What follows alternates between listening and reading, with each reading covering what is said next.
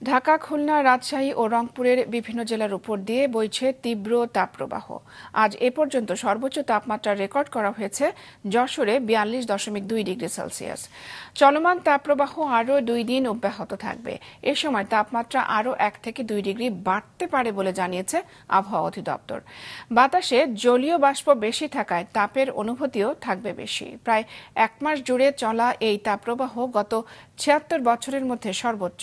2রা মে থেকে 7ই মে পর্যন্ত সিলেট, চট্টগ্রাম ও ঢাকা বিভাগের পূর্বাঞ্চলে বৃষ্টি বা বজ্রসহ বৃষ্টিপাত হতে পারে।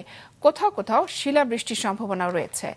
তখন সারা দেশে 2 থেকে 6 ডিগ্রি পর্যন্ত কমে আসতে পারে তাপমাত্রা। তবে দেশের পশ্চিমাঞ্চলে মে মাস জুড়ে মৃদু থেকে মাঝারি তাপপ্রবাহ অব্যাহত থাকতে পারে বলছেন আবহাওয়াবিদরা।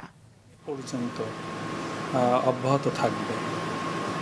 তারপরে 2 তারিখের পর থেকে বিশেষ করে সিলেট, ময়মনসিংহ, ঢাকার পূর্বাঞ্চল এবং